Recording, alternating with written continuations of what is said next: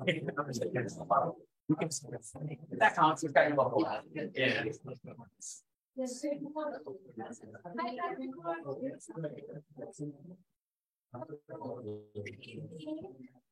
Thank you all so much for coming. My name is Emily Cross, and I am a sophomore here at the University of Michigan. I am studying public health, and I am also a member of the Filipino American Student Association, also known as FASA.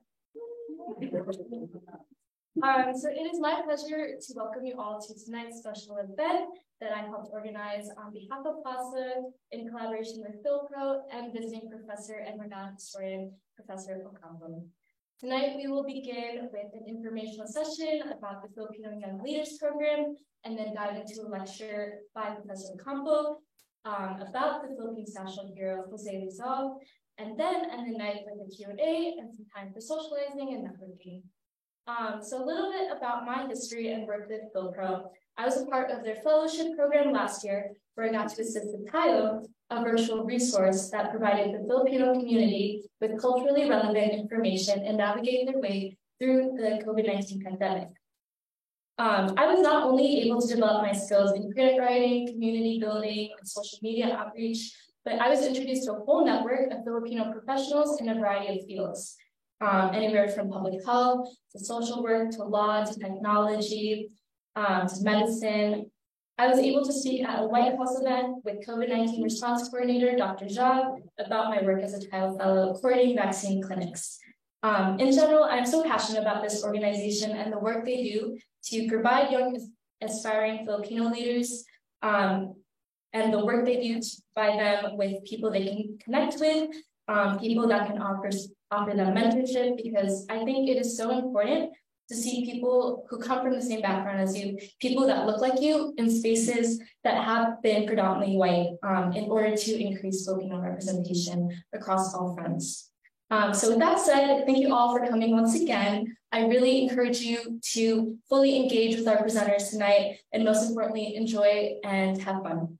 I will now pass it off to Lizelle, the president of PhilPro, to talk a little bit more about the organization. Thank you so much, Emily, and thank you to PASA for generously partnering up with us with this event and just their work in the community and here on campus. My name is Lizelle Cheng Lau. I am the current president of PhilPro, which is the Filipino Young Leaders Program. I'm also a co-founder and project director of TIO, which I will go over in a bit. But I am so excited to be able to, have this type of programming. This is something that we've always wanted to aspire to bring valuable insights about our culture, and that's what PhilPro is all about. So this is our mission statement. PhilPro is a network of high-performing next-generation leaders to advance the Philippines and the Filipino people through their advocacy and expertise in various industries. We continually expand the pipeline of Filipino young leaders in the diaspora. By connecting them to the motherland, we foster collaborative, multinational relationships that create innovation and support socioeconomic progress of the global Filipino community. In a bit, I will talk about the signature program of PhilPro that I think what most people know us by is the Immersion program. And by far, if you talk to any alumni, they will use the same words that I will use. It's life-changing, it's transformative, and it's really what keeps the fire burning about our culture and why we're all here and why, what we can do to leave an impact and legacy.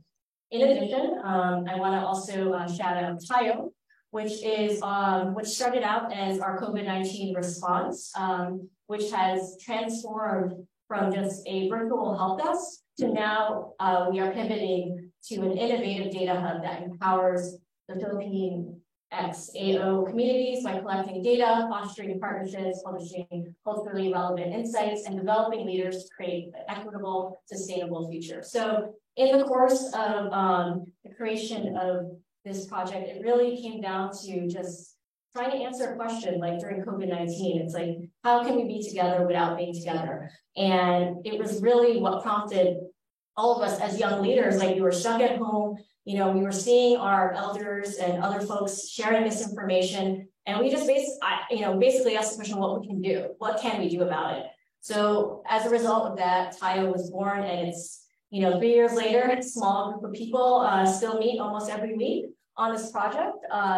And we were able to launch the fellowship program that Emily was part of last summer, and continue to, offer these opportunities that you may not get in the spaces that you're in. And I would stress this is really kind of the power of PhilPro being a multidisciplinary organization that's able to really come together in times of crisis, but also respond to a call that and fill in those gaps that are in the community and whatnot. And then just want to plug, as I mentioned before, the Immersion program is our signature program. We started out with the first one in 2012, and it was a project, it was an idea from former Ambassador Jose Quisha.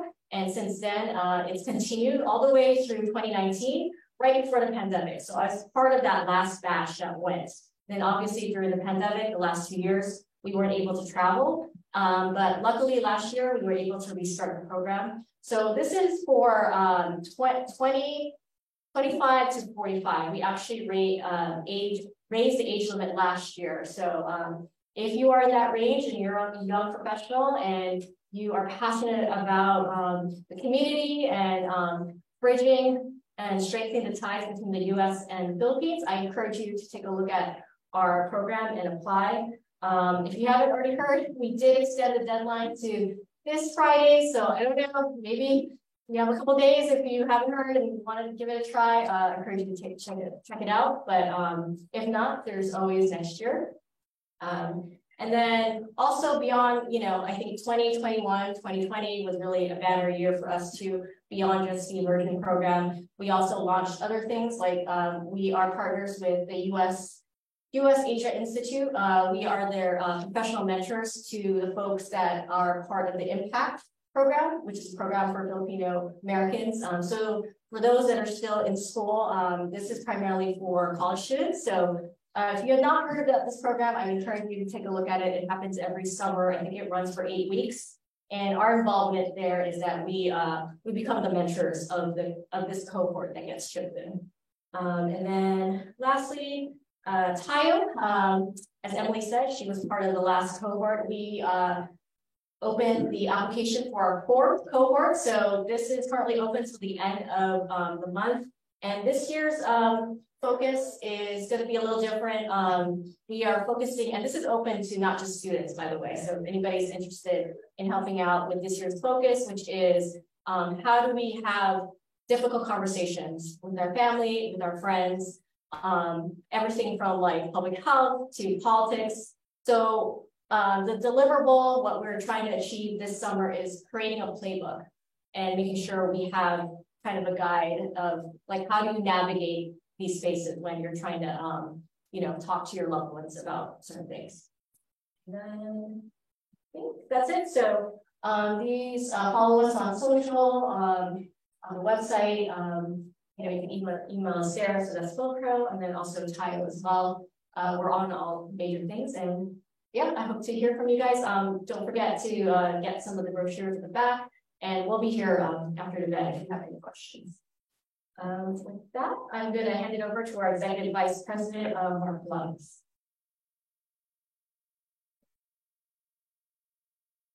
Hi, everyone. As Isabel mentioned, I'm Mark Lagos. I'm the current Executive Vice President of Philpro. I also went on the immersion trip back in 2016, and I'm also a co-founder of the Tayo Project. I'm an attorney based in Chicago, and I'm also a proud Michigan and FASLA alum. Shout out to some of my former board members in the back and in the front here.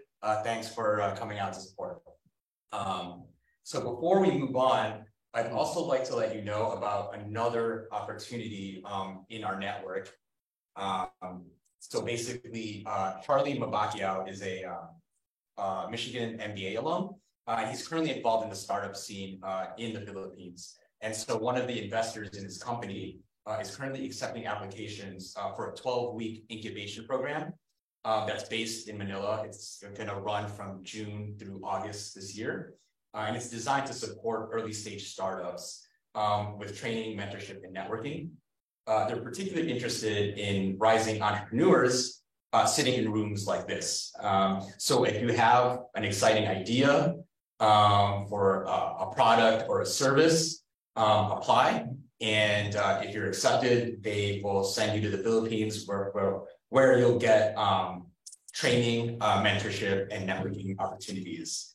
So the program is called Founders Launchpad. And so I'll play just like a really brief clip for more info.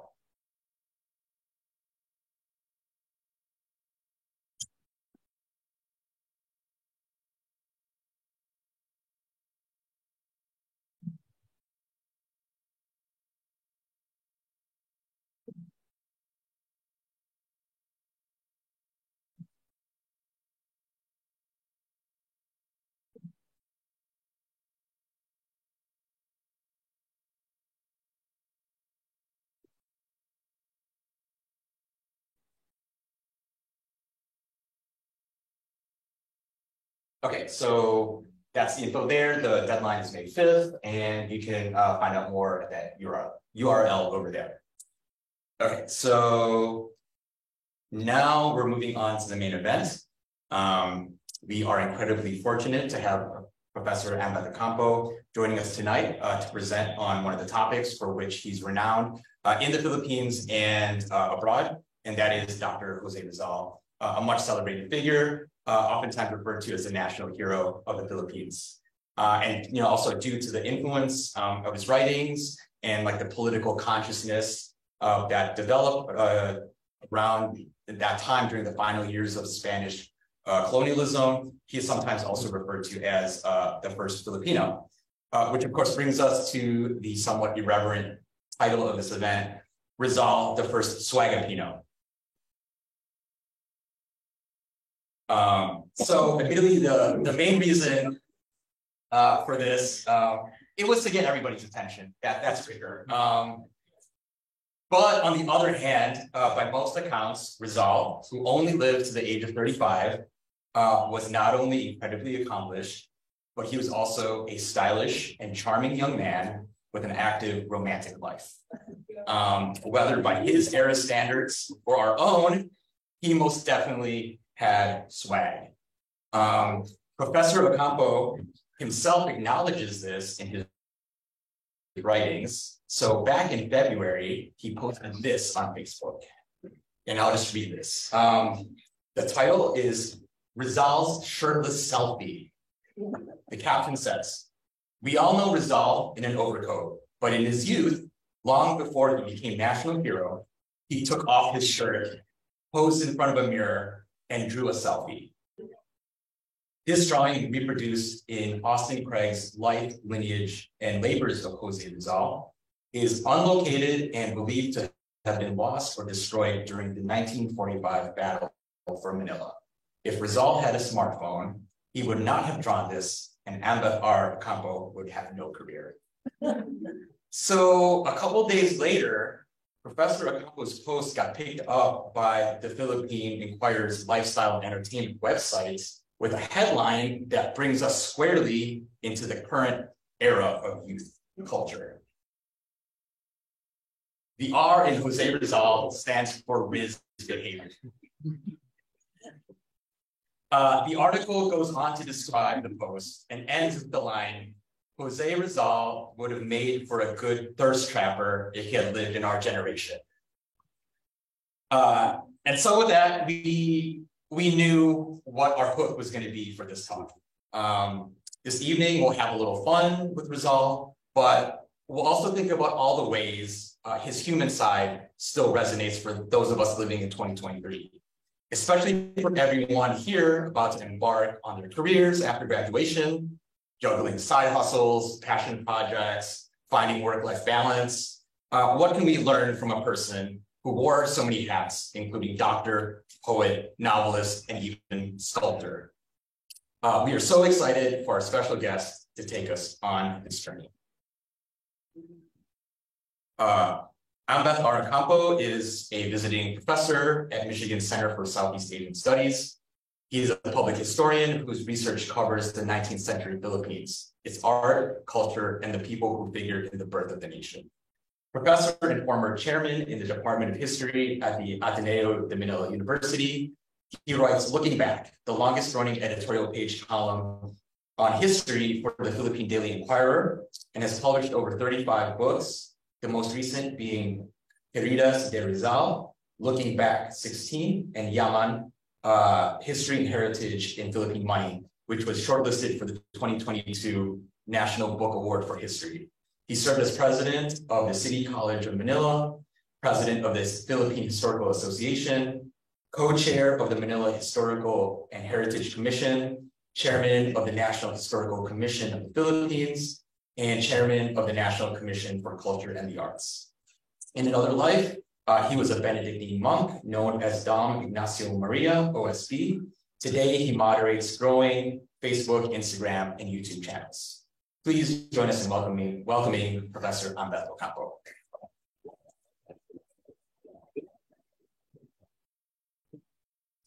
Thank you very much. I just have to switch. We have the CEO.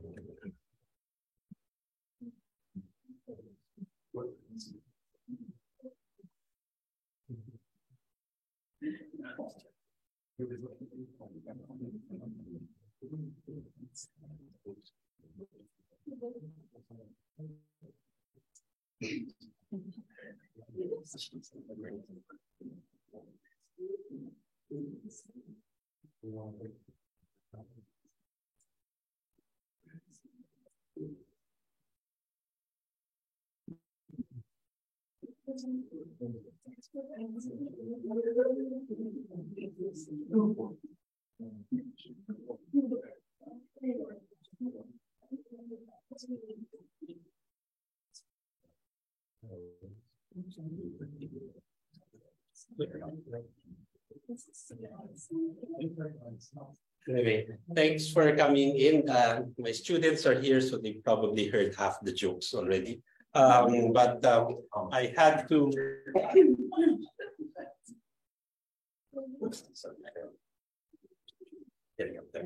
Okay, my students are here. They heard the jokes before, but I made sure that some of the slides they have not seen yet. The talk today is about the first SWOG Aquino. Actually, this week I'm giving another talk in New York about Rizal and fake news. And so it's one of the things we want to talk about. What can we learn? What can people in 2023 learn from someone who lived in the last century? And so I think one of the things Rizal grappled with was fake news long before we even invented the term. And speaking of fake news, if you follow me, there used to be 8 fake Ambet Ocampo pages. I had most of them taken down, but these 2 are still up because it seems they're by real people. So I can't take them down, but obviously that snazzy woman there is not me. And well, that's the thing. So anyway, I hope you can follow me on Instagram, Facebook, or on YouTube. And to make sure you're getting me, you have to look for the ones that have those banners in them. I have a number of books. If you're in Michigan, all my books are in the Hatcher Library. And then one last announcement, if you want to take pictures, I hope you just don't post them because I stole some of the pictures from the net. So I don't want to be answerable. But anyway, my talk will be very, very simple. First, we'll talk about Rizal's continuing relevance. And then we will talk about Rizal and fake news. And then we will end with Rizal and the definition of what heroism is today. If you go to the Philippines, and they had a picture of it, the cohort that goes to the Philippines, they always post before or in front of the Rizal Monument, which most people know is, they just think it's a monument, but it's actually buried somewhere underneath there. And the monument is actually the kilometer 0 of the Philippines. It's the navel of the nation. So it's the place from which all measurements are in distances are reckoned. So if you go around the country, you will see on the street, you will see a kilometer reading. So when you see that number, you will know how far you are from the Rizal Monument. But this monument is important to me because when I was a boy, my father took me to see the monument. He didn't really explain who Rizal was, but I do remember that my father's question then, I think he was just trying to be funny. He asked, why is Rizal wearing a heavy winter coat in the tropics? And it was a question that I didn't think about. And later over the years, it was a question that haunted me. And that's why my book is called Rizal Without the Overcoat. So if people ask now, why does Rizal wear a heavy coat in the tropics? My normal answer is because the monument was made in Switzerland. So you can see here, he needed a coat where he came from.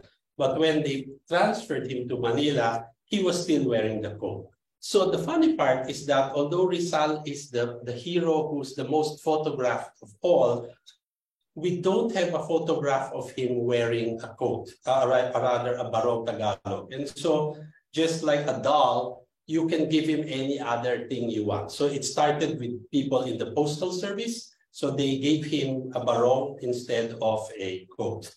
And because we were all wondering if he actually wore a Barong Tagalog, I found out that when he was a student in Madrid in 1883, he went to the carnival and he wore his barong. So he brought one with him. And he told his sisters that everyone liked the fabric and they liked the design of my barong. But they said, they liked it so much, he says, I wish I had brought my salakot. A salakot is a Philippine hat. And so this just remained as a little bit of information on my head until I visited the Berlin Ethnographic Museum before the pandemic. And I found out that Rizal had sent all sorts of fabric to this museum in 1888, including a complete male set, a barong, a female set, and they were so exquisite that someone used to say, no straight guy would have chosen all of these things. So again, whether he was straight or a metrosexual, we don't know. But what I always tell people is that his sisters had a clothing store, so they probably did the choosing. But what was interesting in Berlin is that it came with a letter which has never been published before. And the letter in German gives a listing of the stuff that he sent in the box. And in the box, he says, I sent a salakot made of silver and horn. And when you look at it, that salakot, he wrote in German, es gehört mir, which means this is mine. So he actually sent his own salakot to this museum. And it's been in storage for over 100 years. So I wanted to try it on, but the curators were not, well, they were sort of watching me too much, so you have to wear gloves. So I just looked at it and had a picture. But the thing there is that in monuments, Rizal appears in a barong in only one monument, in the Central Luzon State Agricultural College. And I'm told that sometimes they actually give him a real barong, but I guess it gets destroyed in the elements, so they dress him up all the time. But the question we should ask is, what do monuments to Rizal teach us? Because there's a monument to Rizal everywhere, in every town and barrio in the Philippines, and sometimes even abroad. So the monument here on the left, anyway, the monument here is in China, in Fujian. It's exactly like the one in Manila, except that if you look closely, it has Chinese features.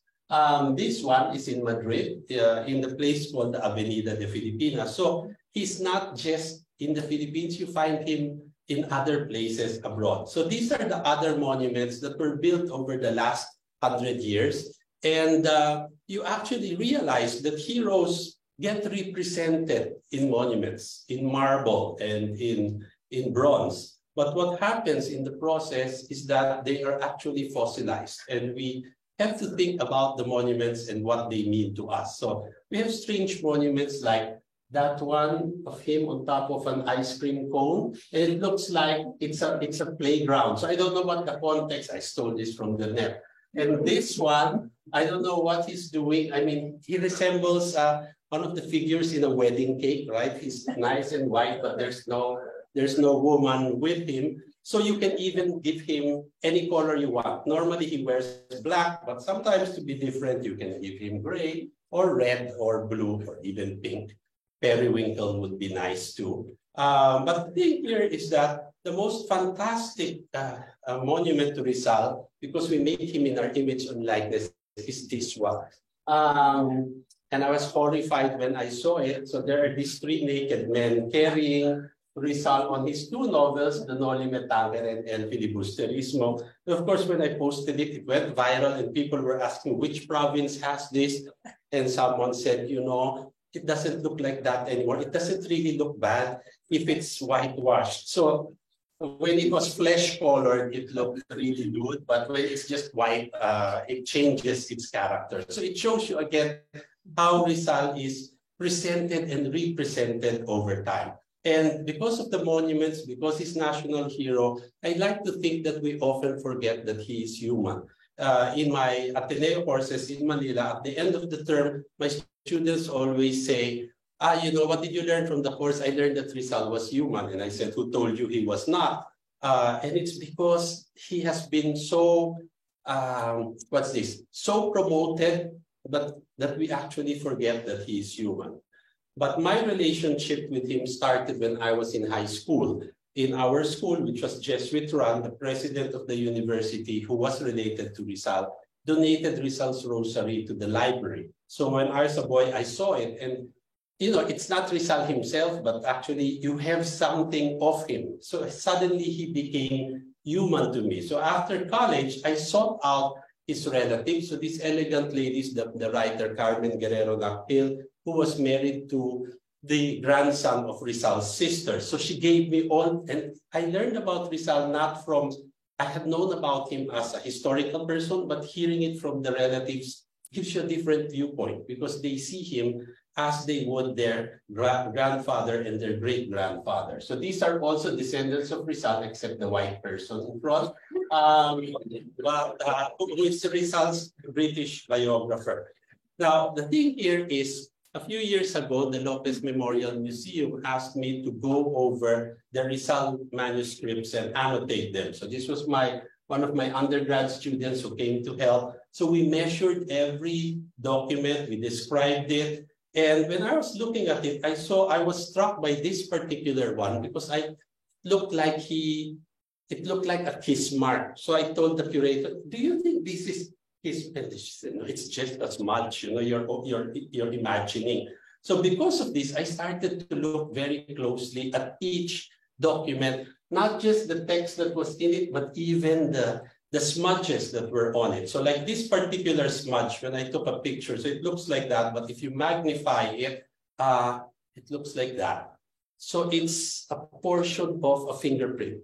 So he was probably eating greasy stuff. And this, I said, this is the closest we can get to seeing him. And all my other friends said, where are the envelopes? And I said, what do you need the envelopes for? He probably licked the flap, and he says, if we have that, then we can get his DNA and we can replicate him. But I said, we don't have that anymore. We just have these. So again, all these things remind us that our heroes were human too. And they were human before they became heroes. And that's one of the things I think that we have to remember. We always think of heroes as someone who is from another world. We'll never be like that. But you just have to remember that they were humans and they were ordinary people who did extraordinary things. I'd like to think that Rizal's greatest misfortune was to become national hero of the Philippines. They shot him, right? So you don't want to do that. But when you think of heroes, especially in the Philippines, you must ask yourself, why are our heroes always old, male, and dead? When you think about them, someone like this picture came out many years ago, and they thought it was Rizal, but I said, that's just manufacturing put on Rizal's body. But people will believe everything that you put on the net, So my big question there was, do heroes actually still exist today? How can we just learn about them in school? But I don't know. My classmates don't seem to be heroes. And I like to think that heroes today still exist, but we don't recognize them because they look like you and me. They come in a different shape and form. And so in this afternoon, I want you to think, what kind of a Rizal do you want? This 19th century sepia-looking guy? Or if we put him in more contemporary terms, he will look like this. So just give him better glasses and nice hair, and he will become, from 1890, become 2023. So what can we learn from this 19th century person? Number one is that he left Ambet Ocampo with a lot of writing. He left 25 volumes of writing, which nobody reads. No, it's only me. And it pains me to think that he wrote a lot for a nation that does not read him. And people like to quote him without actually reading him or knowing what it is. So there's a lot of fake news that comes up. Fake news is not new.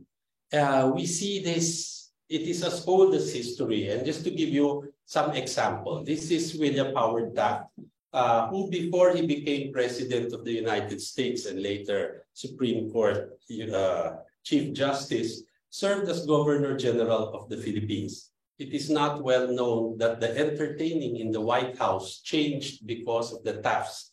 And the innovations in entertaining, like they never had garden parties before the Tafts came. Everything was indoors.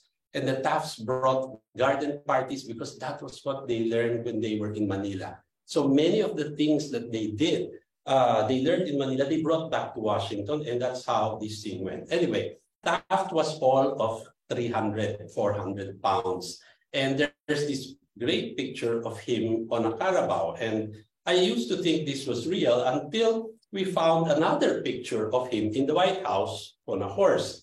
And There is a story that says that he went up to Baguio. If you go to the Philippines, it's the summer capital. You go up, it's cool. Taft felt Manila was hot, so they built a road at great expense to go up to Baguio. And on one of his inspection trips, he sent a cable to the Secretary of War saying, you know, I went up to the elevation of 5,000 feet on horseback. And the Secretary of War is supposed to have replied, how is horse?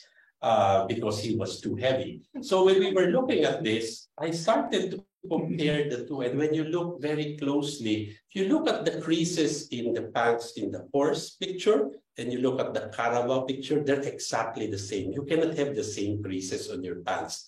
And you look at the creases on his coat, it's also the same, which means that long before Photoshop was invented, they were already putting people in photographs. And the biggest giveaway that the Carabao picture is Photoshopped from the horse picture is that to guide a horse, you need reins, right? So the reins are connected to the horse's mouth and nose. If you look at the reins in the Carabao picture, it only goes up to the ears, which means that you cannot direct the Carabao where you want to go. So again, it shows you that early in the 20th century, there was already fake news and there was Photoshop. The other thing here is today, because we have everything on the net. If you Google Rizal and you press images, these are all the things that will come out. And because I'm curious, I like to look at all the pictures until Google cannot give me anything else. And one of the pictures that always comes out is this picture of this guy, and they even signed it, Jose Rizal. The picture comes from the Library of Congress. So they say this is Rizal. And I said, that's not Rizal. They may look as the same, but this is a 20th century picture. They tried to copy the hair, but it's not him. But because it's on the internet, people like it takes on a life of its own. And so we have to be careful about what we are seeing. Rizal published two novels, the Noli Me Tangere and El Filibusterismo. And if you go to the Philippines, they have these big copies of what the manuscript looks like. And people think that these are the original covers. If you go to the National Library of the Philippines, you will find out that the only original cover is this one. This one has none, but when they printed it, because it was plain, they put some cover there, and everyone thinks the original has it. Those three priests are the three martyr priests who are called Gomez, Burgos, and Zamora. They were executed in 1872. I don't think they were ever photographed together, so I think this is also Photoshop. Until some years ago, this photo came out on the internet, which shows that they were indeed photographed together, but there were two other blokes there who did not become famous, so they had to be erased. So when you think about it, what is in your history and what is out of it is something that we have to think about all the time. So Jose Rizal wrote El Filibusterismo and dedicated it to the three priests. So this is the handwritten manuscript to the three priests, Gomez, Burgos, and Zamora. And if you look at it, this is the funny part. Rizal made a mistake. He called Gomez Francisco, but his real name was actually Mariano. And then in the handwritten version, he did not have the date of the execution, but when the book was printed, he put it in. So it's February 28, 1872. And then he supplied the ages of the three priests. And if you look at it, Gomez was supposed to be 85, was actually 73. Burgos, who was 30, was actually 35. And Zamora, who was 35, is actually 37. This is just a historian nitpicking. But what I wanted to realize is that just because he is Rizal does not mean that he is correct all the time. And in the Philippines, they always think Rizal is correct all the time. In 1888, Rizal found himself in the British Library because he had to copy a book. He published in 1899 an annotated version of a book called The Events of the Philippine Islands. The original book is so rare, there are less than 30 copies in the entire universe, and the British Library had two. So Rizal went to copy one of these. And when I was researching, I realized that the reading room of the British Library looked like this in Rizal's time. But when I was a graduate student in London in the 1990s, this is what the great reading room looked like. And it is very important for me because the British Library was the reason why I didn't finish my PhD. My supervisor on my first meeting said, I'm giving you a letter. I want you to go to the British Library and do research. And I said, I don't need to do research because my thesis is on Rizal. He said, so what? I said, my luggage has the 25 volumes of Rizal's writing. So all I have to do is to lock myself in my apartment and I'll write my thesis. Then he says, no, you have to go to the library and you have to do research. And I said, I don't want to do that anymore. Just let me write. And then I said, I know everything about Rizal already. And words of advice from a senior scholar, he says, never be too smug about what you know, because there will always be an obscure German scholar who has written it before you. But you don't know it because he writes in German and he's obscure. So that's why he says, go and humor me today. So I said, okay, give me the letter. And my supervisor says, if you just go in today, and he says, if you don't want to go back after today, it's fine with me. But he says, here's the letter, get your library card, go in the library, sit down, and feel intelligent. And when I entered, and this is what it looked like, I sat down and I felt intelligent because I had never seen so many books in my life. And because of this, I started reading. I spent 3 years reading and didn't finish my thesis. So I always tell people that my real education was 3 years reading in the British Library. Unfortunately, the British Library has moved to St. Pancras. If you watched Harry Potter, that's the platform from which the train to Hogwarts goes. So the great reading room is no more. And it's a pity because they moved things out. But when I was studying there, the only scholars are allowed inside, and the public is allowed in only for 10 minutes in the morning and 10 minutes in the afternoon. So during these 10 minutes, the crowds come in, they take pictures, the scholars get irritated, we go out and have a coffee.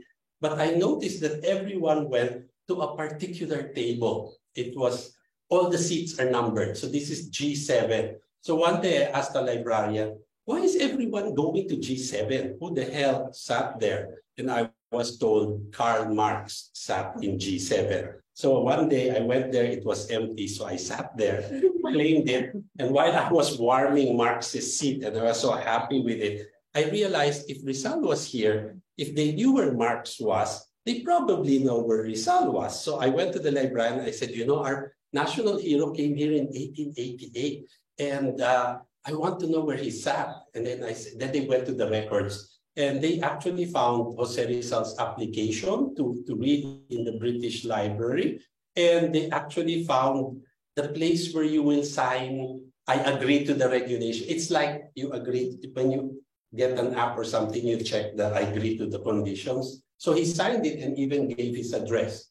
But unfortunately, they could not find the seat.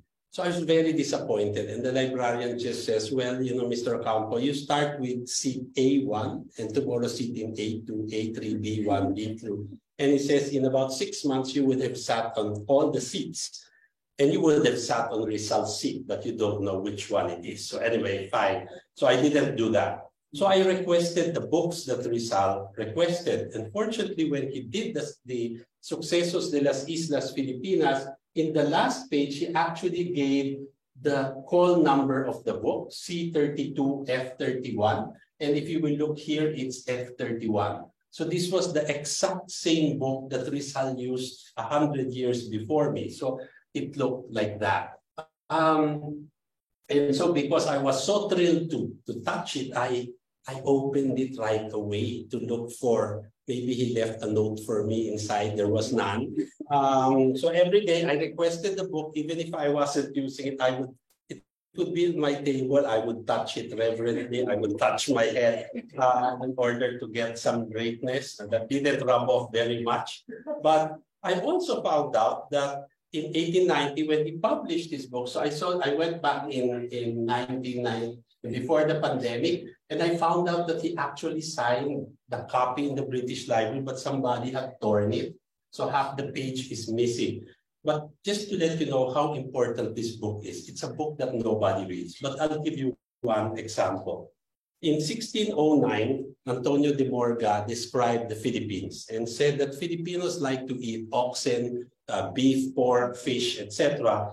And then he said that Filipinos like to eat rotten food. And he says, and they know it is rotten because their food stinks. And when Rizal read this in 1889, he was so incensed that he wrote a very, very long footnote, and all he said in that footnote was that Pinoys don't eat rotten food. That thing is called bagoong. And if you know what bagoong is actually fermented fish or shrimp paste, which means it's rotten or it's rotting. So Morga is correct. But what we see here is that Rizal is explaining, this is what we are. Do not make fun of us for what we eat. And so in doing so, in writing annotations which nobody ever reads, Rizal actually started the first history of the Philippines by a Filipino. And it seems in the entire of insular Southeast Asia, this is the first history that is written from the point of view of a colonized Southeast Asian person. Based on all of his footnotes, he later started to answer fake news, like in Solidaridad in 1890, he published a five-part, very long essay called On the Indolence of the Filipino, because the Spaniards said Pinoys are lazy. And Rizal just said, we're not lazy. We seem to be lazy because it's very hot in the Philippines, so we like to rest. So I said, is that really the way we should look at it? But then he goes with all the sources. So Rizal can be someone we can remember in the age of fake news because he tried to combat fake news. But more importantly, I'd like to think that we should not remember him so much as the hero who gave his life for his country. Sorry, it's being streamed, and I hope I'm not canceled for it, because I don't think, while I think giving your life for your country is something that is laudable, I'd like to think that it is more important to live for your country. And in Rizal's life, his short life, before he died, he actually lived not just for himself, but for other people. And we see this in his Dapitan exile. He was exiled for 4 years in a place called Dapitan. It's in Zamboanga del Norte. To get there today, you need to take a plane from Manila to Zamboanga. And from Zamboanga, you go by car about 20 minutes to Dapitan from Dipolog. So imagine in 1892 what this was like. You take a boat, and then from the boat, you go by land. For somebody who had lived in London, Paris, New York, Madrid, Berlin, being in this godforsaken place was like the end of the universe. And it would have destroyed a normal person, but Rizal was good at making the best of a bad situation. So what did he do? He tried to practice everything that he had learned abroad and brought it back. And what he did here was he did everything to improve life in this sleepy little town, such that he did more for this town than he ever did for his birthplace, Calamba. And that's why Dapitan, even if it does not have the population or the income to be a city, is actually a city simply because Rizal lived there. The first thing he did was to design the town plaza. So when you go there, all these ancient acacia trees were planted by him. So when he got there, this is such a corny place. Why don't we make a park like Europe? So let's plant. So he planted these things, and the acacias have grown. And just to show you what it is like during the American period, when they opened public schools, they would get cuttings from the Dapitan trees, and they planted acacia trees outside American period public schools, so that when school children come inside, they will be reminded this tree came from Rizal's tree in Dapitan. Of course, that nobody remembers that, no, only me. Anyway, so what I did in 2011 was I asked Dapitan to give me 150 cuttings because it was the 150th birthday. So I said, let's plant it in the Ateneo where he studied. And we planted it there, and all the trees died. So they didn't want to be transplanted. But anyway, this is what it looks like now. I mean, I think because we planted it in the smoker's garden, so they died of smoke pollution. But this is Rizal now in the middle, and all those giant trees are there. Rizal was also an amateur cartographer, and he did a relief map of the Philippines. So if you go to the Church of the Pitan, you see it's very ugly, not even painted. And people mistake this thing for just, a garden or landscaping. But if you go up to the church steeple and you look down, you will see that this is the map of Mindanao. And what he wanted to do was to make a whole relief map of the Philippines, but he only finished Mindanao.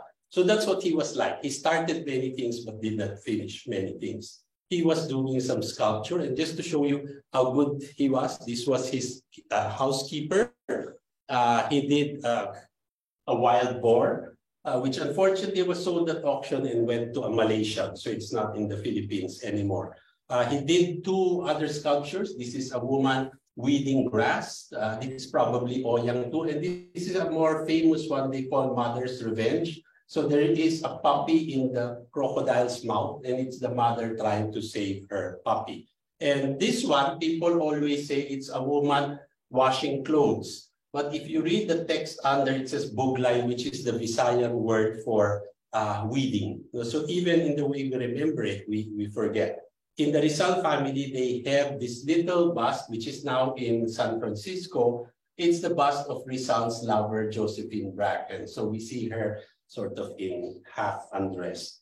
Anyway, to see his more scholarly works, he did dictionaries while he was in the PITA. He did an a Tagalog-English dictionary, English-Tagalog dictionary. And unfortunately, he only got to letter A. And then when you look at it, it says, abandon. I abandoned my house. It says, pinababayaan ko ang aking bahay. Pinaligtan. So, I mean, his mind was very, very active. Another thing that he did, and this is the first psychological essay ever written by a Filipino, it's on the cure of the bewitched. He was a medical doctor.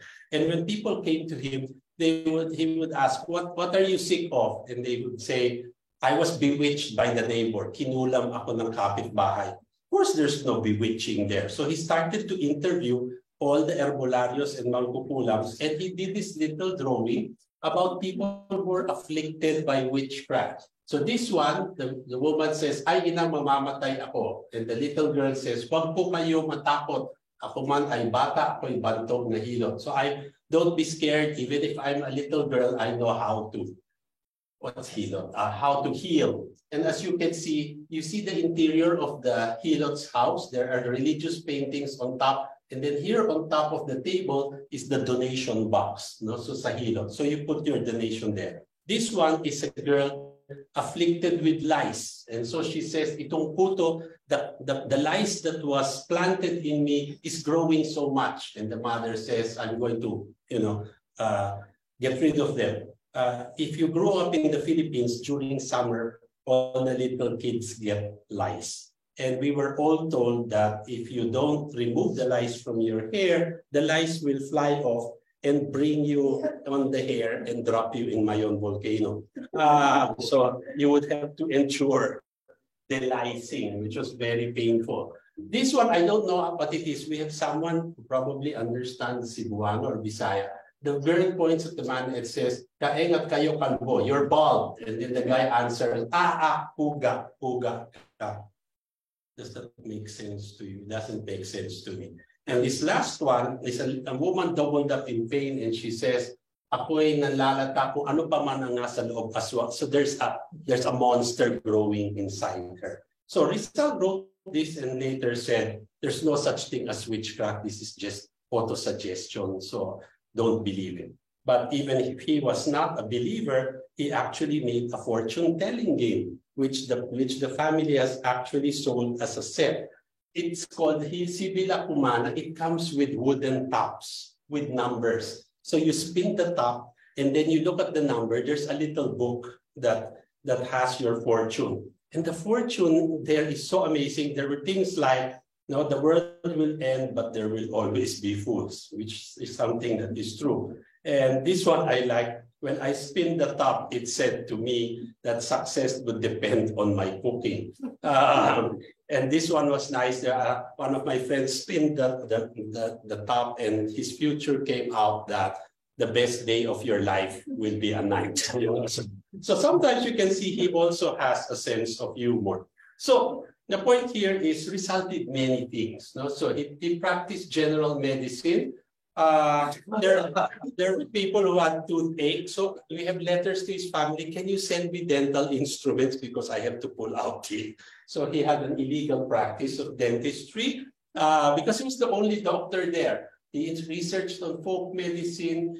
And then he said, people here live by the sea, but they don't know how to use fish nets. They're all idiots. So he tells his family, send me some fish nets here and I'll teach them how to fish. So they send him the nets. And the next month, you see the letter says, can you send a fisherman too? Because I don't know how to use the net. So they sent a fisherman and they learned how to use net. The people there had never tasted real bread, fluffy bread. So he asked for flour and yeast, and he opened the first hot pandesal store. He actually built the water system for the Pitan. And this is quite interesting. No? He actually learned Visayan and whatever else that was there. He collected specimens, and these specimens are still in a little town in Germany called Dresden. So they were all preserved in alcohol. No? Butterfly shells, snakes, reptiles, he drew types of fish, and such that based on what he sent, the scientific name of this winged lizard is called Draco rizali because it has his name, and that's a frog, which is the Rhacophorus rizali, and this bug called the Apogonia rizali. And even if he's long dead, they even named a shell after him. When I went to the museum some years ago, they showed me the ethnographic objects that he had sent. And when I looked in the back, one of them actually said Dr. Rizal, the Pitan. He also was paid in kind. Most of his patients could not pay in cash. So they paid him with chicken, vegetable, egg. And one day someone gave him some bits of stone, and he looked at it and he says, what is this? And the person said, these are lightning teeth. And he says, what are lightning teeth? He says, when lightning strikes the ground, it will bite into the earth. And when it goes back to the sky, sometimes its teeth remain. And Rizal looked at it and said, you idiot, this is not lightning teeth. These are stone tools of our ancestors. Where did you find it? And then he says, they brought him there. So he drew this treasure map to Lumanao. And so we actually have the treasure map. And he dug there. And when he dug there, he found not more lightning teeth. He found stone tools, gold jewelry, and some pottery. So because of this, he is considered, even if he's not a trained archaeologist, he's considered the father of Philippine archaeology. I have gone to the Pitan to look for this bloody treasure, and I've never found it. The other thing was that Rizal decided to do the waterworks. So how to bring water through the entire town. And in his estate, and this is very sad, Rizal built a dam. He had a 18-hectare estate, which he bought with the winnings from lotto money.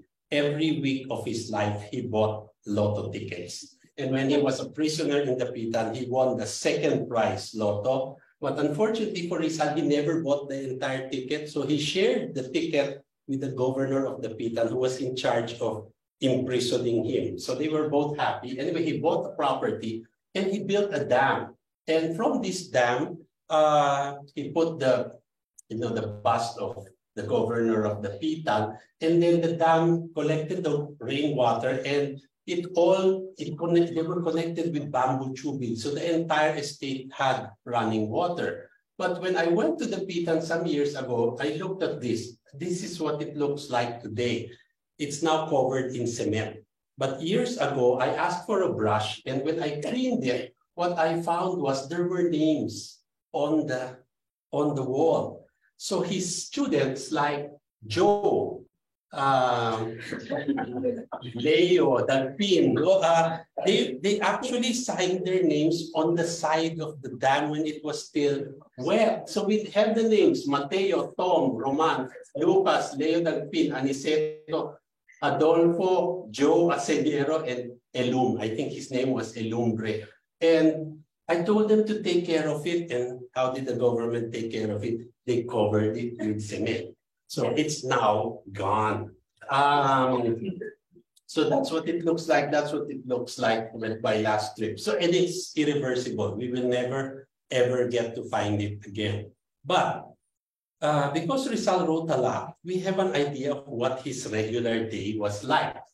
So he tells you, and you know, because he had a school, the houses are built in different geometric shapes. So I have a square house, a hexagonal house, and an octagonal house. That's how obsessive compulsive he is. It's all made of bamboo, wood, and fire. In the square one, my mother, my sister, and a nephew live. So this is the square house. And then this is the octagonal house. His boys, meaning his students, would live there. And here, under the house, he would teach them arithmetic, Spanish, and English. And now and then a patient came, and this is where he worked with them. And it was funny, he says, I have many fruit trees, and he gives the names of the trees: mangoes, lanzones, guayabano, nangka. I have rabbits, dogs, and cats. And he hated the monkeys in the forest because they stole his fruit. So he says, when I hear a monkey, I reach for my gun. And there was another letter like, the neighbors were noisy. I reached for my gun. So I mean, it's not very neighborly, but that's what he was like. Anyway, there's this rock here that people go up to. And this rock is supposed to be where he and his lover, Josephine Bracken, would have a tryst. It's a very uncomfortable place for a tryst, believe me. So anyway, but from this rock, you can see the beach. And what is amazing about this place is that, and I took, when you go to the Pitan today, they don't have a Jollibee, they don't have a Shoemart Mall. And so when you look at the vista, this is the same vista that Rizal saw from 1892 to 1896. It's still unspoiled. And you can see that from the Mi Retiro rock where he's supposed to have had, you know, afternoon trysts. Anyway, he says that he wakes up early, 5 a.m. I don't wake up early because I go on Netflix binges and stay up till noon. Then he visits his feed, feeds the chickens, and then he wakes up the folks. And then after that, 7:30, they have breakfast. And look at the breakfast. It's not rice. It's pastry, tea, cheese. Now, very, very Western. Then he treats the poor patients who cannot pay. And then he dresses up and goes to town in a baroto, which is a banca. And he treats patients in town. Then he returns at 12, takes lunch. And of course, he teaches the boys until 4, then he spends farming, he reads, and that's basically what his normal day is like.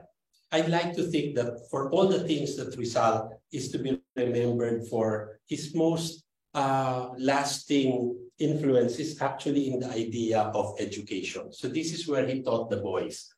He sat in a hammock and the boys did things. Rizal just said that I would establish a school and this is my biggest aspiration.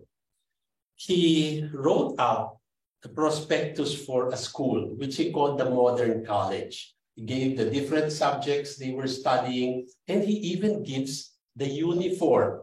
And this is the fun, my students always see the craziest things. The uniform consists of 12 shirts, 12 white boxers, 4 interior clothes, 6 striped shirts, 6 colored pants, 24 hankies, 24 socks, and a belt, leather belt, and 2 pairs of shoes and boots. When my students look at it, they ask, the first question was, why are there 24 hankies, 24 socks, and only 12 boxers? I said, maybe you wear them twice, no? Or you turn them around. So I don't know. I never found the answer why there are less boxers than socks. But anyway, this is the order of classes in his school. And if I had a child, I wouldn't send him here because the poor child, look, they wake up at 5:30 in the morning. And what do? They practice Swedish gymnastics, whatever that is. And my friend Lenoy Claudio when I looked it up on the internet, Swedish gymnastics is a sort of roll around in the ground. No, it's supposed to be exercise, but it's very fun. You watch it, they're rolling down hills. No, that's what it is. And then 6:30 to 8, they study in a study room. 8 to 10, they have classes, which is real lectures. 10 to 10:30, they sort of walk around to loosen up. 10:30 to 11, they have recreation, they play, they have horseback riding, they have swimming, and they have fencing on alternate days. Then 11 to 12, study period again. 12 to 12:45, lunch. 12:45 to 1:15, they have recreation again, music and drawing. 1:15 to 3 o'clock. It's always study period. Study period meaning you study by yourself. There's no lectures. And then, where are we? 3 to 5, they have class. 5 to 5:15, merienda. 5:15 to 5:45, gym again and athletics. 5:45 to 6:15, recreation. 6:15 to 8, study. 8 to 8:30, dinner. And then look, 8:30 to 9:30, they had parlor games, social games, dancing, and music. So he wanted to create the perfect boy. You not only you have to know how to draw, you have to know how to sing, you have to know how to dance. Then 9:30 to 5:30, you sleep. So when I looked at it, in the Pitan, they actually have Rizal's desk. It's just a piece of wood, and then that was his blackboard. So he wrote with charcoal. And when I looked at it, on the desk were calling cards from his medical practice in Hong Kong. So he brought them. He never used them again. So why did he bring them to the Pitan? Almost all the calling cards have words in the back. So he used them as cards. Read this: cap, table, Czechoslovakia. No, it becomes more complicated. But you see here, instead of teaching them Spanish, he taught them English. So when the Americans arrived in the 1900s, they were surprised in this little town in Mindanao, there were English-speaking boys, because Rizal felt that America would play a great role in the early 20th century, and he was correct about it. So here we see a letter to his nephew, Mauricio, who he called Morris. And he says in Spanish, you study well because those people who don't study will receive coscorones. So I asked one of Rizal's grandnieces, Lola, what is a coscorones? And she made a fist. And then with her knuckles, she knocked me on the head. This is what happens to you if you don't study. So this is actually a threat. So he's threatening the boy. If you don't study, I will coscorones you. And then he says, I wish for you a Merry Christmas and a Happy New Year. Then he's teaching him English. Felices Pascuas and English, Merry Christmas. Wrong spelling, Christmas. Then Feliz Año Nuevo, Happy New Year. Then he says, Morris, you must be a good boy, your uncle Rizal. So again, no, wrong spelling. It's not that the way you should teach your young nephew, but he's threatening him with coscorones. Anyway, so what is Happy New Year, no Año Nuevo? So the thing here is Rizal made many mistakes. His sisters sent their children to be tutored by him. And there's one wonderful letter when Rizal's sister complained, what are you doing to my 2 sons? And Rizal asked why. And she says, you gave one son a bolo, which is a bladed weapon. The other son, you gave a bow. What do you want my son to be, a farmer? And Rizal answered very nicely. He says, we cannot all become doctors and lawyers. Some people have to work the land. And he says, I looked at your sons. One likes to plant, so I gave him the bolo. The other one's always in the house reading, so I gave him the book. So you find out what the child is good at, and instead of forcing him to do something else, you build on what his strengths are. I found out from one of the relatives that the entrance exam for Rizal's school was not an IQ test. The entrance exam for Rizal's school is that the parents will bring the boy to Rizal late afternoon, around 4 or 5, around dusk. And Rizal will take the boy, you leave the parents there, and he'll take the boy into the woods for a walk. I wouldn't allow my child to go with a stranger into the woods in the dark. But anyway, they allow him to do it because he's Jose Rizal. So they go into the woods, they sit down, and Rizal sort of interviews the boy. He's carrying something, a hat, a cane, whatever. Then they walk back. When they walk back to Rizal's house, it's already dark. And then Rizal will turn around and, oh, remember where we sat?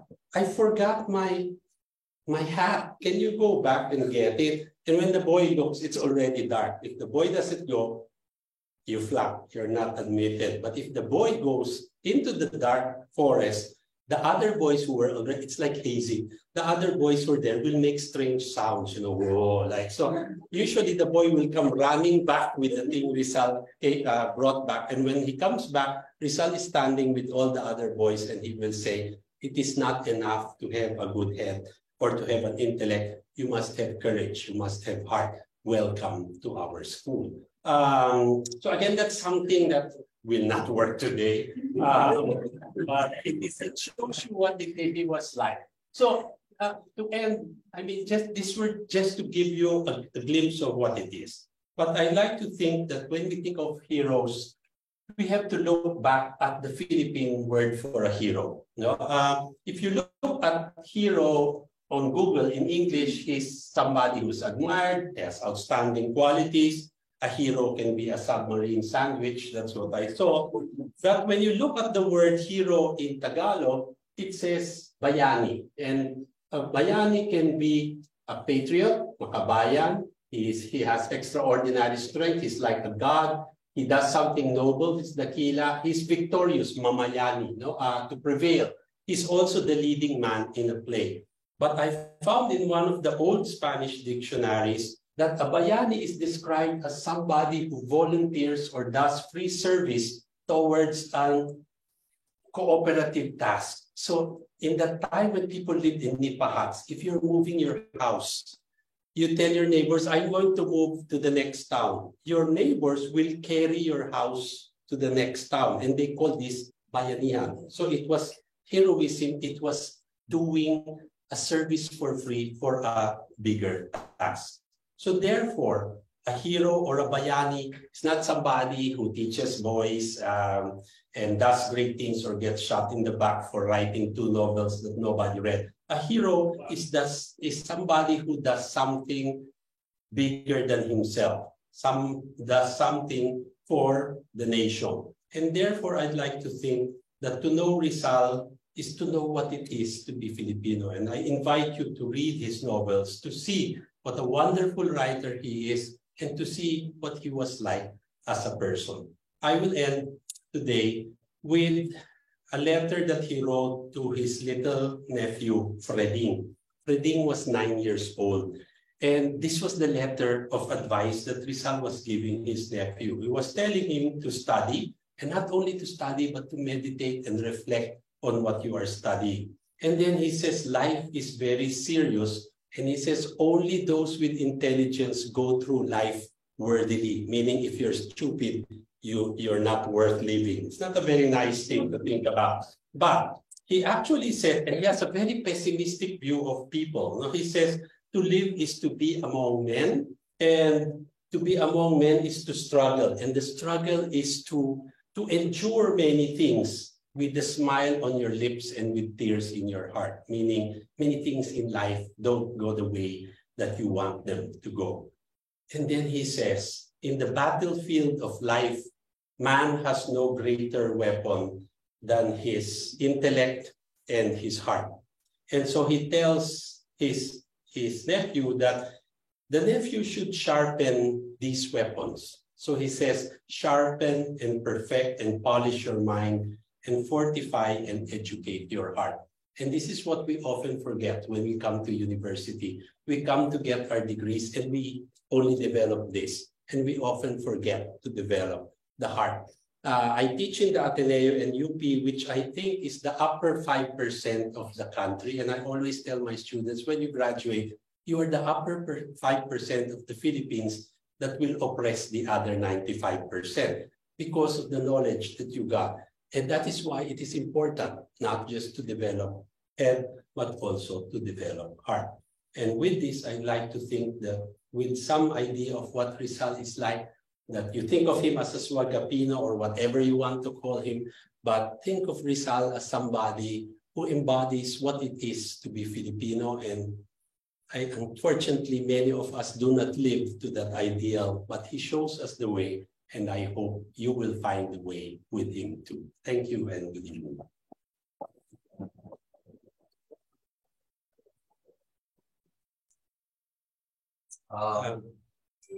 Thank you, Professor Ocampo. We do still have quite a bit of time.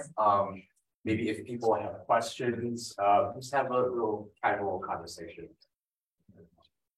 Are there any questions, any comments? Yes, please. All very quiet. Anyone? Yes, please. Were there other historians in the Philippines at the time around Rizal's time that could have written a history of the Philippines? Were there other historians? Yes, there was one who Rizal did not like. We actually have a letter where Rizal describes him as, the guy's name was Pedro Paterno. And he says, Pedro Paterno is, he wrote in German, and then you'll see a squiggle that goes that way. And then he says, and you know what he is? He's more, and then the squiggle goes that way. Paterno also tried to write Philippine history, but he invented a lot of it. Like he says strange things like, the Garden of Eden was in the East. And he thinks that the Garden of Eden was in the Philippines, and the forbidden fruit that Adam and Eve ate from was not a delicious red apple, but was a luscious yellow Philippine mango. So it's this kind of strange history that was being written. So Rizal was not the only one, but he was the one who was more scholarly than the rest. Yeah, so he wasn't alone. And but again, I guess because he is national hero, he's the only one we remember. Yes, anything else you want to ask? Yes, please. You keep mentioning that he was educating boys and the boys did this here or they studied here. So it makes me wonder, did he ever have women or girl students? And what do you think what do you think he thinks about educating them? Yeah, he grew up in he grew up in schools that were all boys. So probably that was the template. But you must remember that he grew up in a house with 9 sisters and a very strong mother. And all of them went to school. That was the strange thing, that he did not think of educating the girls. But there is a letter that he wrote to the young women of Malolos. It's a group of women who asked the Governor General for permission to open a school for Spanish because they wanted to learn Spanish and the parish priest wouldn't allow them. So he wrote in support of them and said that women should actually develop their minds aside from just learning to take care of the home. And Rizal has a wonderful line in that essay saying something like, next to God, a mother is everything to anyone who lives. So he thought about it, but unfortunately he did not think of educating the girls in the school. Yes, anything else? Yes, please. I'm just wondering why you think Rizal is like the national hero, when in fact there's also like other heroes, like Filipino heroes, such as like Apolinario Mabini and Bonifacio and all those people also like actually Rizal is just one of many national heroes, and it's unfortunate that there's only space in the monument for one person. There is the ridiculous story that's making the rounds that says that the Americans chose Rizal to be the national hero because he was a pacifist and not a revolutionary, which is a great disservice to him because they actually distorted what he was, and Rizal actually felt that people should first educate themselves and fight for their rights. And he actually says that if all peaceful means do not work out, then you can go into armed revolt. So that part of his story is gone. But in 1998, Fidel Ramos discovered that we do not have a law that declared Rizal a national hero. So Ramos said, why don't we? So he formed a committee of historians, I was one of them, that would study the issue, and we would make a recommendation on what to do. Our recommendation was, there are many heroes. There are heroes who are national. There are heroes who are for certain regions, but the prime national hero is actually Rizal. And when we realized the political implications of it, that if one, you cannot legislate a hero. So if we declare Rizal, then there will be problems. So Ramos got the recommendation and shelved it. But if you Google it, you will find what the committee actually recommended. So we just felt that, for me personally, I'd like to think that all the other heroes of the 19th century, Mabini, Bonifacio, Aguinaldo, they were all inspired by Rizal. And for me, Rizal is a hero not because he fought with a gun or a bolo, but rather he imagined the nation even before it was there. He imagined what it was to be Filipino and defined what it was to be Filipino. And unfortunately, we have not lived up to his ideals. That's basically it. Thank you. Yeah. Any other questions? Yes, please. So when I was your student back in 2018, you mentioned that Rizal also wrote a lot of other works besides Noli and Pipino. And I was just wondering if there's been any development of progress in terms of finding more unpublished or unfinished stories since then. Okay. I made my career because I found the drafts of a third novel after El Filibusterismo. It's one of those funny things about life that the drafts have been in the library for the longest time, but nobody saw it because a librarian who probably didn't read Spanish mislabeled the cover. So she put on it the cover says on the book, it says Borrador de Noli Me Tangere, the drafts of the Noli Me Tangere. So all the scholars before me, the drafts of the Noli, it's not important, so they throw it back into the vault. And it was only in 1987 when I was studying this, I wanted to write a paper on the handwritten version until it became printed. And when I looked at these 245 pages, when I was on page 150, if this is the draft of the Noli Me Tangere, how come the characters are different? And that's when I realized he had started another novel, but unfortunately didn't finish it. And why is this important? Because his two novels were in Spanish, but this one he started in Tagalog because he felt that nobody read him in Spanish. So he wanted to write in the language of his people. But because he was more comfortable in Spanish, after writing 245 pages, he decided, to heck with it, I'll write again in Spanish. So he started writing again, and he finished about 4 chapters, and he didn't finish. But this is one of about 8 drafts for novels that he started. And I'd like to think there are more things that are waiting around, lying in the archive or in the library to let us see what it's like. No, just to give you an idea of what he was writing. He had one, it's a very short novel about a chick that hatches out of an egg. So the chick comes out of an egg and sees the hen. And the chick asks the great existential question, what is man? And the answer to the great existential question is, the hen says, a man is a chicken that is bigger than you. And it ends there. So that's novel, unfinished novel number 8. There's another novel which is almost 1 chapter. It's called Swan's Animals. It's about a farmhand who can understand the language of animals. So he goes up into a tree and listens to the animals talk. And when they talk, he realizes that the animals have their own social structure. And at the head of the social structure was the pig called Bocho. And when you look at it, you read this novel, which is very funny.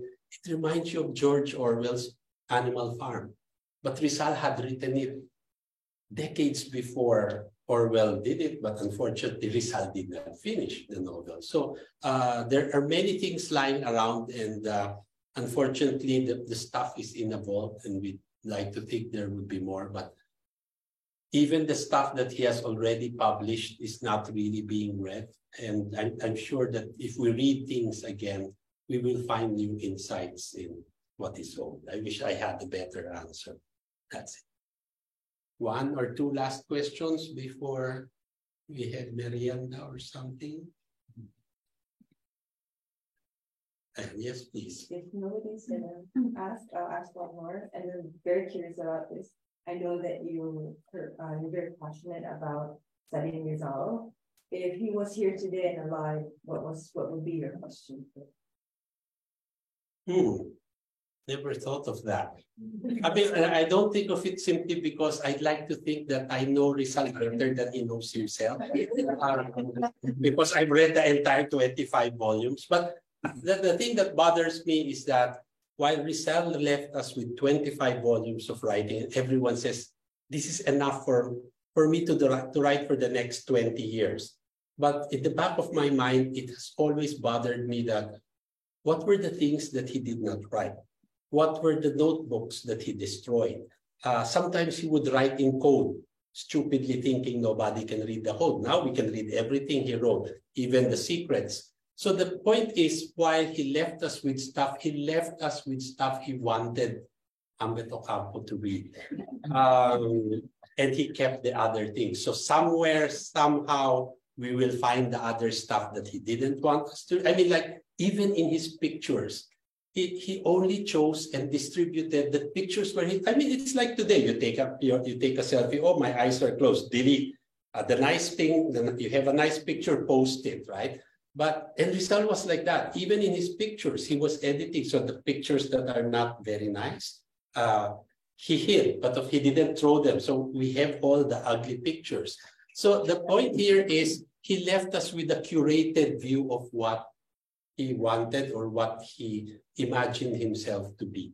So that is my question, actually. What is the real result that I will never know of, even if I have the 25 volumes of his writing? But to spoil everyone's fun, they always ask me, you know, if you had dinner and could invite someone from the past, who would you invite? And they always think I'd invite Rizal. And my answer from Philippine history is it's not really Rizal. There are other heroes that I find more interesting, one of them being Apolinario Mabini, who's not very well known. I like to meet the Luna brothers, both of whom were murdered because of their temperament, especially one Luna the painter, greatest Filipino painter, national hero of the Philippines. But the story that is always pushed under the rug is that he murdered his wife and his mother-in-law, which is a real story in itself. And I have to find out why that murder happened and what drove him to do the things that he did. But that's basically it. I'll have no questions for him, but I guess Rizal talks, then I will find the question. That is difficult. Okay, one last question. Anyone? There's no more. We have someone who's related to the former director of the National Library, Teodoro Calao, studying here now. He was the guy who first put all of Rizal's correspondence together. And I was surprised because there were 13 letters from a Belgian woman that were in the library but were not included in the collection of letters, because I think Calao felt that these were too racy for printing. Only one letter has survived, and it survived because it's in the Calao collection. So I wondered why it was in his collection. But the letter is like, it's a woman writing to Rizal and saying, Rizal is away. I think he was visiting, and the woman says, where are you? You know, I miss you so much. My shoes are worn out because I run to the post box 20 times a day to see if you have written me. And then he says, my body pines for you. And then there's this strange line that says, where are you, you naughty little boy? Why don't you come home to auntie so we can play? And when I read this, why is he calling Rizal a naughty little boy? who is auntie and what kind of games will they play? So maybe that's just me. There might be a more romantic reason for that, but those are the things that make for interesting history. And those letters I've seen from a footnote, I knew they existed, and the big question is how come they were never printed? And all we have is the naughty little boy letter. So I said the other 11 must be worse than they.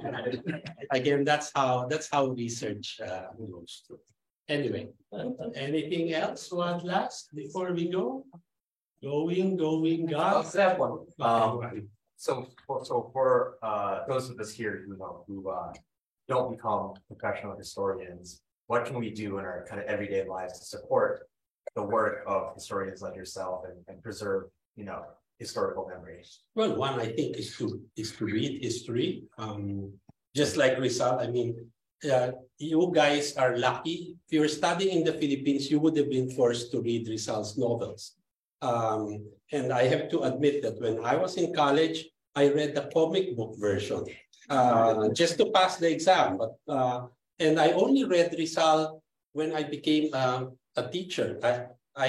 My first job was being a teacher for undergrad Philippine history, and when I taught this, obviously I was teaching the course in the slot that none of the professors liked. It was a 7 a.m. class, and I had no choice because I had no job. And who goes to a 7 a.m. class? Only the computer science nerds, right? So when I taught that class, I was very nice. I was reading the Noli. I was 5 chapters ahead of my students. And one day we're discussing, say, chapter 15, and in the back, one of the students raises his hand and says, "Sir, I have a problem with chapter 25. And my knee started to buckle. I asked about 25. It's only on 15. And because I learned that early, the teachers have to be 3 steps ahead of the students. So what I said was, that's a wonderful question, but it's not related to our lesson today.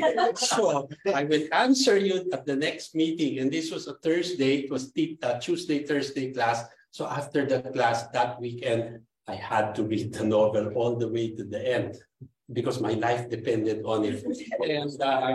And when I read it, because my life depended on it, it was the first time that I realized what a wonderful writer Rizal was. And it is just unfortunate that we always think of him as national hero. So when we read the novels, we're looking for nationalistic things, patriotic things, but they have to be enjoyed as novels first. It is one of my perverse dreams to think that my students will be reading the Noli in Boracay, sunning in the beach. But that may or may not happen. But today, as you know, there was a very popular teleserye called Maria Clara at Ibarra. It's about a 21st century girl who's thrown back into the time of Rizal. And there was this big row because people were saying, "Why are you doing that to the novels? No, it's not the real Noli." They're just having fun. Just let them have the fun. And because of this crazy telenovela about time travel, more people started to read the novel on their own and discovered and rediscovered Rizal for what he is. So you can order it online. There are Penguin translations of Rizal. Try it out, especially the first novel, and you'll see, just how funny he is, and think about all the nationalistic things later. So what's the advice? It's actually to read, and as Rizal says, reflect on what you are reading, because what you read really becomes what you are and what you will be in the future. Thank you. So we have space for another 15 minutes, so we'll just be around until yes, please. Feel free to hang out. Yeah.